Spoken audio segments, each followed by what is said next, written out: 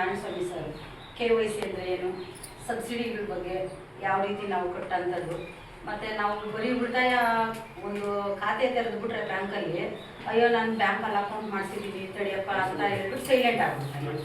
ಬ್ಯಾಂಕಲ್ಲಿ ಅಕೌಂಟ್ ಆಗಿದ ತಕ್ಷಣ ಮುಗೀತು, ಅಕೌಂಟ್ ಮಾಡಿದ್ದೀವಿ ಇನ್ನೇನು ಬಿಡು ಅಂತ ಹೇಳ್ತಾರೆ. ನಮ್ದು ಯಾವಾಗಾದರೂ ಅಮೌಂಟ್ ಬರೋಂಗಿದ್ರೆ ಮಾತ್ರ ಅದ್ರ ಬಗ್ಗೆ ತಲೆ ಕೆಡಿಸ್ಕೊಂತೀವಿ. ಯಾವುದಾದ್ರೂ ಈಗ ಸುಮಾರು ಹೆಣ್ಮಕ್ಳೆಲ್ಲ ಶ್ರೀಶಕ್ತಿ ಸಂಘಗಳು, ಧರ್ಮಸ್ಥಳ ಸಂಘಗಳೆಲ್ಲ ಸೇರ್ಕೊಂಡಿರ್ತೀರ, ಅದು ಯಾವುದಾದ್ರೂ ಲೋನ್ ಬರೋಂಗಿದ್ರೆ ಬ್ಯಾಂಕ್ ಭೇಟಿ ಕೊಡ್ತೀರಾ, ಸಾರ್ ನಮಗೆ 1 ಲಕ್ಷ ಕೊಡಿ 2 ಲಕ್ಷ ಕೊಡಿ, ಎಲ್ಲಿಂದ ತಂದು ಕೊಡೋಕ್ಕಾಗುತ್ತೆ? ಅಕೌಂಟಲ್ಲಿ ನಾವು ಹಾಕೊಂಡ್ ಬಂದ್ಬಿಟ್ರೆ ಎಲ್ಲಿಂದ ತಂದು ಕೊಡೋದು? ಒಂದು ಟಾರ್ಗೆಟ್ ಅಂತಿರುತ್ತೆ, ಒಂದು ಬ್ಯಾಂಕ್ಗೆ ಒಂದು ದಿನಕ್ಕೆ ಇಷ್ಟು ಲಕ್ಷ ಅಂತಾನೆ ಟಾರ್ಗೆಟ್ ಇರುತ್ತೆ.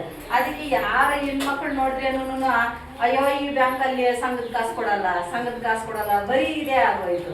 ಅದಕ್ಕೆ ನಾವು ಫಸ್ಟ್ ಏನು ಮಾಡಬೇಕಂದ್ರೆ ನಮ್ಮ ಉಳಿತಾಯ ಖಾತೆಯನ್ನ ಫಸ್ಟ್ ರನ್ನಿಂಗು, ಅಂದರೆ ನಾವು ಉಳಿತಾಯ ಖಾತೆ ತೆರೆದಿದ ತಕ್ಷಣ ಹಂಗೆ ಬಿಟ್ಬಿಡೋದಲ್ಲ. ಅದಕ್ಕೆ KYC ಅಂದರೆ ಏನು, ಅದಕ್ಕೆ ಏನು ದಾಖಲೆಗಳು ನಾವು ಕೊಡಬೇಕು. ನಾವೆಲ್ಲ ಅಕೌಂಟ್ ಓಪನ್ ಮಾಡಬೇಕಾದ್ರೆ ಆಧಾರ್ ಕಾರ್ಡ್ ಏನಿಲ್ಲ ಇತ್ತ, ಆಧಾರ್ ಕಾರ್ಡ್ ಈಗೀಗ ಬಂದಿರೋಂಥದ್ದು ಸುಮಾರು ಒಂದು 15 ವರ್ಷ ಆಗಿರುತ್ತೇನೋ ಆಧಾರ್ ಕಾರ್ಡ್ ಬಂದ ಅನ್ಕೊತೀನಿ. ಅದಕ್ಕೆ ಮೊದಲೆಲ್ಲ ನಾವೆಲ್ಲ ಸ್ಕೂಲ್ ಓದ್ಬೇಕಾದ್ರೆ, ನಾನು ಸ್ಕೂಲ್ ಓದ್ಬೇಕಾದ್ರೆ 5ನೇ ಕ್ಲಾಸಲ್ಲಿ ನಾನು ಅಕೌಂಟ್ ಓಪನ್ ಮಾಡಿದ್ವಿ. ಅವಾಗೆಲ್ಲ ಸ್ಕೂಲಲ್ಲಿ ಒಂದು ಲೆಟರ್ ಕೊಟ್ಟರು ಅದ್ರ ಮೂಲಕ ಮಾಡ್ಬೋದು. ಅದಕ್ಕೆ KYC ಅಂದರೆ ಏನಂದರೆ, ಈಗ ನಮ್ದು ID ಕಾರ್ಡ್ ಏನಿದೆ, ಆಧಾರ್ ಕಾರ್ಡ್ ಏನಿದೆ, ಒಂದು ಪಾನ್ ಕಾರ್ಡ್ ಏನಿದೆ, ಅದನ್ನ ಜೆರಾಕ್ಸ್ಗಳು ಕೊಡ್ಬೇಕು ನಮ್ಮ ಅಕೌಂಟಿಗೆ. ಅದು ಲಿಂಕ್ ಆಗಿರುತ್ತೆ. ಆ ಲಿಂಕ್ ಮಾಡಿದ ತಕ್ಷಣ ಅದು ನಮ್ಮದು KYC ತಗೊಳುತ್ತೆ. ಮತ್ತು ನಾಮಿನಿ ಬಗ್ಗೆ ಹೇಳಿದ್ರು, ನಾಮಿನಿ ಬಗ್ಗೆ ತುಂಬ ಇಂಪಾರ್ಟೆಂಟ್ ಇರುತ್ತೆ. ನಾವೇನೋ ದುಡ್ಡು ಕಟ್ಟಿರ್ತೀವಿ, ಎಷ್ಟೋ ದಿನ ಆಗಿರ್ತೈತೆ. ಸಪೋಸ್ ನಾವು ಇವಾಗ ಇರೋರು ಇನ್ನೊಂದು ಸ್ವಲ್ಪ ಹೊತ್ತಿಗೆ ಇರಲ್ಲ, ಆ ಸಪೋಸ್ ಏನಾದ್ರೂ ಆಗ್ಬಿಟ್ರು ನಾಮಿನಿ ಅಲ್ಲಿರಲ್ಲ, ಆಗ ಯಾರಿಗೆಲ್ಲ ಮ್ಯಾನೇಜರ್ ಕೊಡೋಕ್ಕಾಗುತ್ತೆ? ಅವಾಗ ಅವ್ರು ಬದುಕಿದ್ದವಾಗ ತಲೆ ಕೆಡ್ಸ್ಕೊಳಲ್ಲ ಜನ. ಇವಾಗ ಅವ್ರು ಏನಾದರೂ ತೊಂದರೆ ಆಗಿದ್ದ ಪಕ್ಷದಲ್ಲಿ ಅವ್ರ ಮನೇಲಿರೋರೆಲ್ಲ ಬಂದ್ಬಿಡ್ತಾರೆ, ನಮ್ಮಮ್ಮ ಅಕೌಂಟಲ್ಲಿ ದುಡ್ಡು ಇತ್ತಂತೆ, ನಮ್ಮಪ್ಪ ಅಕೌಂಟಲ್ಲಿ ದುಡ್ಡು ಇತ್ತಂತೆ, ನಮ್ಗೆ ಕೊಡ್ಬೋದಾ ಅಂತ ಕೇಳೋದಕ್ಕೆ ಗಲಾಟೆಗೆ ಶುರು ಆಗ್ಬಿಡುತ್ತೆ. ಆದರೆ ಅದಕ್ಕೂ ಒಂದು ದಾಖಲೆಗಳು ಬೇಕಾಗುತ್ತೆ. ಅದು ಪ್ರೊಸೆಸಿಂಗ್ ಏನಿರುತ್ತೋ ಅದನ್ನ ನೋಡ್ಬಿಟ್ಟೇ ಮ್ಯಾನೇಜರ್ ಸರ್ ಕೊಡಬೇಕು. ಇಲ್ಲ ಅಂತ ಹೇಳಿದ್ರೆ ಬಂದಿದ ತಕ್ಷಣ ಈಗ ನಾವೇ ಇದ್ದೀವಿ, ನಾನು ಡೆತ್ ಆಗ್ಬಿಟ್ಟೆ, ನನ್ನ ಮಗನ ಬಂದು ಕೇಳಿದೆ, ನನ್ನ ಮಗಳ ಹೆಸರು ಕೊಟ್ಟಿರಲ್ಲ, ಯಾರ ಹೆಸರು ಕೊಟ್ಟಿದ್ದಾರೆ, ಯಾವ್ದನ್ನು ಕೊಡೋಕ್ಕಾಗುತ್ತೆ? ಅದಕ್ಕೆ ನಾಮಿನಿ ಇಂಪಾರ್ಟೆಂಟು, KYC ಇಂಪಾರ್ಟೆಂಟು.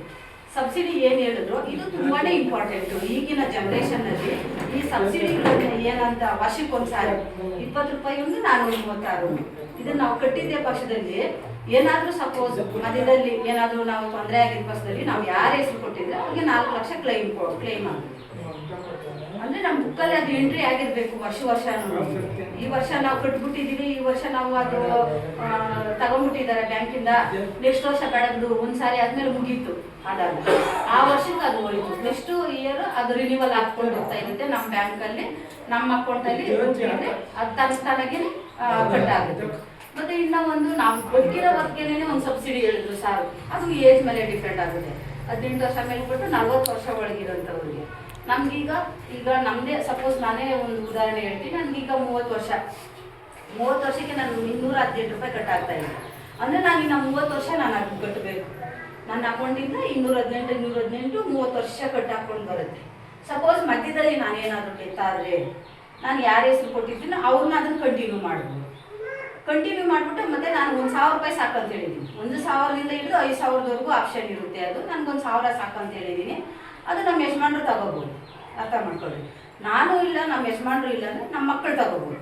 ಇಲ್ಲ ನಮ್ಗೆ ತಿಂಗಳ ಬೇಡ, ಸಾರ್ ಆಗ್ಲೇನೆ ಹೇಳಿದ್ರು, ನಮ್ಗೆ ತಿಂಗಳ ಬೇಡ, ಒಟ್ಟಿಗೆ 8 ಲಕ್ಷ ಕೊಟ್ಬಿಡ್ರಿ ಅಂದರೆ ಅದು 5,000 ಆಪ್ಷನ್ ಇರುತ್ತೆ. 1 ವರ್ಷ ಅವ್ರಿಗೆ 1,70,000 ಏನು ಕೊಡ್ತಾರೆ. ಅದು ಇಂಟ್ರೆಸ್ಟ್ ಹಾಕಿ ಕೊಡ್ತಾರೆ. ಇಷ್ಟು ಬೆನಿಫಿಟ್ ಇದೆ. ಬರೀ ಬ್ಯಾಂಕ್ ಅಂದರೆ ದುಡ್ಡು ಹಾಕೋದು ತೆಗಿಯೋದಂತಲ್ಲ, ಅಯ್ಯೋ ದುಡ್ಡು ಹೋಯ್ತು ಈ ದುಡ್ಡು ಹೋಯ್ತು ಅದಲ್ಲ. ಕರೆಕ್ಟಾಗಿ ನಾವು ಏನೇ ಒಂದು ಉಳಿತಾಯ ಮಾಡಿದವಾಗ ಅದನ್ನು ನಿರ್ವಹಿಸ್ಕೊಂಡು ಹೋಗ್ಬೇಕು. ಈ ಆಪ್ಷನ್ಗಳು ಏನೇನಿದೆಯೋ ಇದೆಲ್ಲ ಕೇಂದ್ರ ಸರ್ಕಾರದ್ದು ಸ್ಕೀಮ್ಗಳು, ಅದು ಒಳ್ಳೆ ಸ್ಕೀಮು.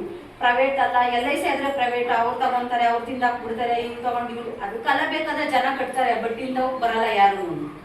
ಗೌರ್ಮೆಂಟ್ ಸ್ಕೀಮ್ ಏನಿದೆಯೋ ಅದಕ್ಕೆ ಬರಲ್ಲ. ಬೇರೆಯೊಬ್ರು ಕಮಿಷನ್ ತಗೊಳ್ಳೋದಕ್ಕೆ ನಾನಾ ಥರ ಹೇಳಿ ಅದು ಕಟ್ಸ್ಕೊಂಡ್ರೆ ಅದಕ್ಕೆ ಕಟ್ಬಿಡ್ತೀವಿ ನಾವೆಲ್ಲ. ನಾನು ಹೇಳ್ಬೇಕಾದ್ರೆ ಇಂಥವಕ್ಕೆ ಯಾರು ಕಟ್ಟಲ್ಲ. ಏನಿದು ಬ್ಯಾಂಕ್, ಕಲ್ಕುಂಟೆ ಬ್ಯಾಂಕ್, ಯಾವಾಗ ನೋಡಿದ್ರು ಕಾಸು ಕಟ್ಟಾಗ್ತಾ ಇರುತ್ತೆ ಅಂತ ಹೇಳೋದು ಅವೆಲ್ಲ ಇಲ್ಲ. ಅವು ಇಂಪಾರ್ಟೆಂಟ್, ಅವು 3 ಏನಿದೆ ಅದು ಇಂಪಾರ್ಟೆಂಟು. ಈಗಿನ 40 ವರ್ಷ ಯುವಕರಾಗಲಿ ಯುವತಿರೇ ಆಗಲಿ ಯಾರೇ ಇದೆ ಅದನ್ನ ಆಪ್ಷನ್ ಹಾಕ್ಕೊಳ್ರಿ. ಇಷ್ಟು ಒಂದು ಬೆನಿಫಿಟ್ ಬ್ಯಾಂಕಿಂದ ಇದೆ. ನಾನು ಇಷ್ಟು ಏನಾದರೂ ಕೇಳೋದಿದ್ರೆ ಮ್ಯಾನೇಜರ್ಸ್ ಆಗಿದ್ದಾರೆ, ಅವ್ರನ್ನ ಕೇಳಿ ನೀವು ತಿಳ್ಕೊಬೋದು.